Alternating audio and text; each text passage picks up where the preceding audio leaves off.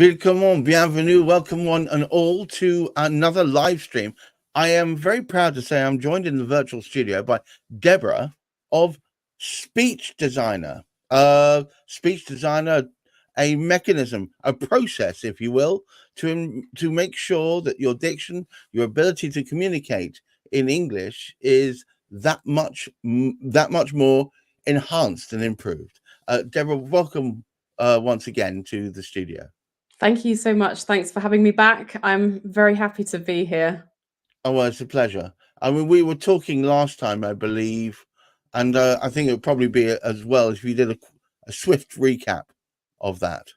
Yeah, so we were talking about power tools for communication, and I was just going to ask you and slightly put you on the spot, Gareth. Can you remember what they were?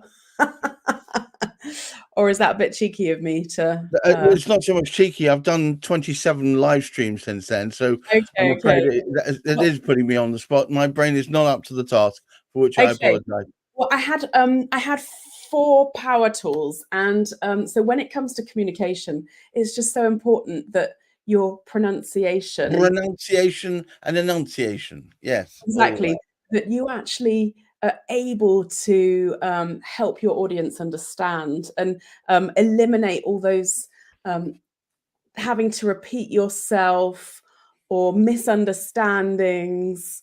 And if you have good pronunciation, it not only gives you better confidence, but it gives you a level of trust with your audience that you might not have had otherwise. I think I might have mentioned the story about someone who I know who wanted a new roof on their house, and how when it came to the contractors, they wanted to go for the one who had didn't have a foreign accent, and it's almost like it's subconscious. And he said to me afterwards, "Oh, this was really subconscious, but somehow that classic unconscious bias. I hear it all the time. It's amusing that, for instance, and it's bizarre, and it shouldn't be the case. And please, but if someone hears me talking as opposed to someone else, they may well assume that I'm better educated by them. But I'm not. It's just purely because of the way in which I enunciate. Isn't it interesting how we enunciate just gives that edge and that confidence to people? So that's the main thing really on that. Moving on, the other thing we had pronunciation that matters, and the second point was listening well builds bridges. If I want to build a connection with you, then I need to not just have a monologue, but actually hear what you're saying. Right. And ask questions. It's interesting if I can leverage my sales director experience. The best way of initiating sales is that when you've got someone to listen to you and they told you what their pain points are, the first thing you should do is repeat them back to them. It's a very fair, because you're demonstrating that you're listening, and that immediately makes the other person feel that they're being heard. Yeah, and it's or not just heard, but valued. Yes, exactly. That they are playing a part of the whole process. They're not just a bystander or a guest. They are intrinsic to the whole process, that the mechanism would not work without their being there. Yeah, well, that actually fits well with the next point. So listening well builds bridges, but the next point, point number 3, or power tool number 3, was adapt to your audience. And so there will be occasions where you have to modulate and actually, if I was to share something in a very monotone voice, then maybe you might fall asleep. But if I have a much more exciting kind of pitch that's going up and down, and even the pauses or sentence pauses and the emphasis, then it makes it much more engaging to listen to what your message is. I love the pause. I think the pause is one of the most important tools in the arsenal of any orator. That the fact that if you put a space, often I put spaces in the wrong place. So I might just wait that little bit longer to create that moment of tension. So people are waiting, hanging on their edge. What the hell is he going to say next? And just that creates power and tension, and that stops them from falling asleep. Exactly. And I think I mentioned last time the fact that actually to have your purpose as your focus, and not even your, I mean, definitely not yourself, because if you focus on yourself, then yourself, you might have feelings of fear, for example, and what that will translate for your audience is a sense of concern. Yeah. Whereas, if your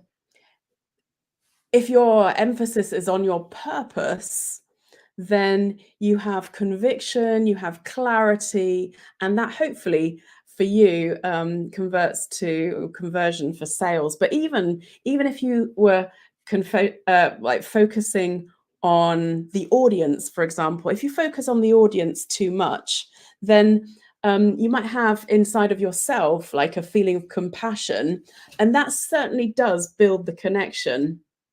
But it's you have to go one step beyond that, and that even if you're focusing on your content, then you have for yourself a sense of clarity rather than confusion. And clarity will bring engagement, it will bring you credibility, but it's really looking forward and not staying on the fear.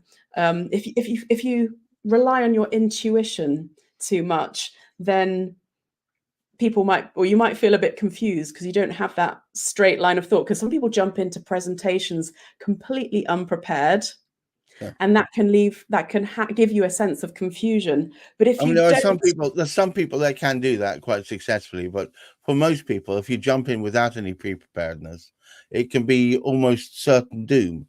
Because at some point you'll just run Mhm. out of words or run out of direction, and Yeah, then you're left hanging there. yeah, and certainly I think it also leads to indecision for your listener.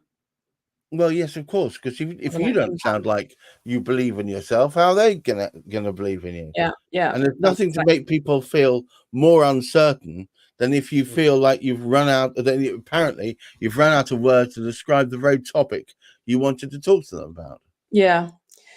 Yeah, so just diving back into adapting to the audience, the fourth thing that we talked about was, or the fourth power tool is, hopefully it's coming up, yes, committing to yourself.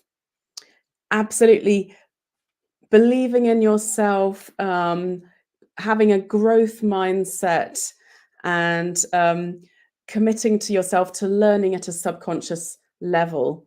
There are various methods of learning. You can learn explicitly, where you're actively learning, reading books and doing workshops and writing things down. And then there's implicit learning, where you're listening to a podcast, maybe while you're doing some cleaning or something Right. else. So, or even doing some sports. Whenever you go to the gym, this is a really hot tip. Whenever you go to I the think it's gym, when you go to the gym, shove it in your ears. you can listen to things where you can learn things. You can have your headphones on and listen, um, and hopefully that can help you assimilate all the knowledge that you need for learning. I listen to Diary of a CEO while I'm walking, because I go for daily walks around here, and I find I go walking for 25 minutes to half an hour, and so I listen to that and I come back home again. The point is, I find combining some sort of basic exercise or basic movement with Mhm, listening helps the thing to stick. mhm, mhm, Whereas if I just sit there quietly listening to it, I often find myself drifting off and not really mhm. pulling it in, if you see what I mean. I think you've just mentioned a secret sauce there, where you move and learn at the same time. You can learn it at a subconscious level, and that's something that we really encourage our students to do. And it's all about Marvelous. forming habits.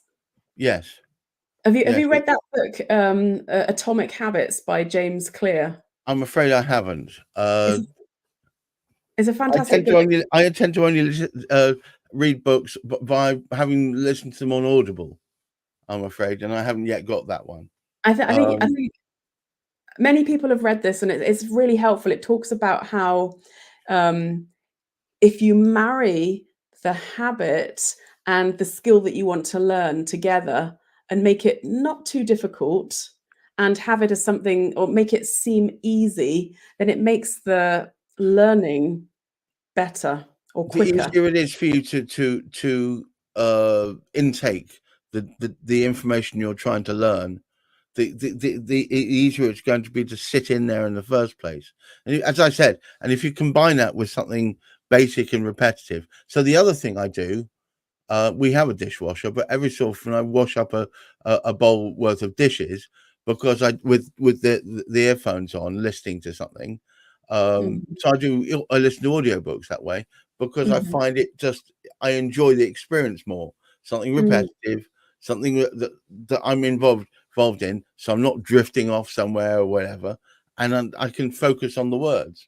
And I yeah. think the same goes whether it's walking, washing dishes, or something repetitive.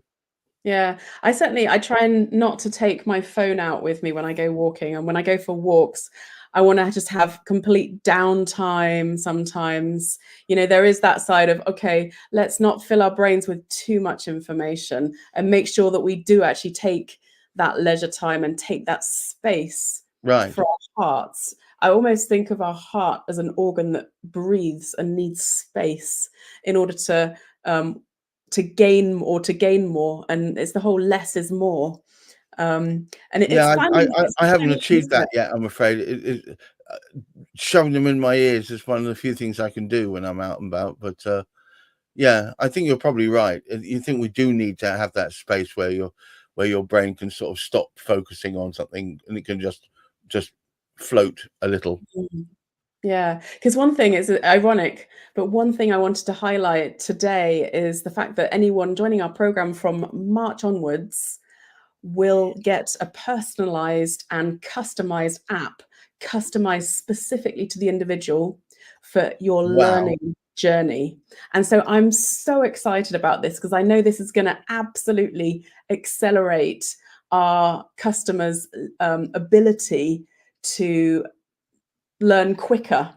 And I say that on the one hand about having that right amount of space and capacity to learn, where you're not bombarding your brain with too much. And that, I think that's all part of the neuroscience method, is just having that full alertness for the material, which obviously can be achieved by doing something like sport at the same time, but just to have a mind that's free. Because I find personally, if I have too many other worries or concerns or things I have to do, then I struggle to So really. if I could draw people's attention to this banner I've got across the bottom, speechdesigner.com is well designed website, gives you enough information so you understand the benefits. But I think if you did book some time with Deborah, it wouldn't be long before you understand where it can apply to you. Often it might seem less than obvious how better enunciation, pronunciation, and comprehension can help you be more effective.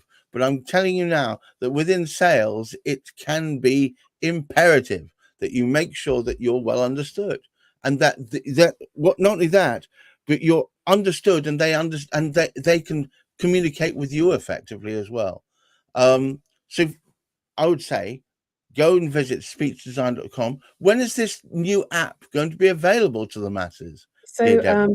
from the 1st of March onwards, we'll have it available. So anyone jumping on our program will receive that and have that as a help and a stepping stone. It will have daily challenges, WhatsApp support, so you can be in contact with us um, almost on a daily basis if necessary, and that can be agreed.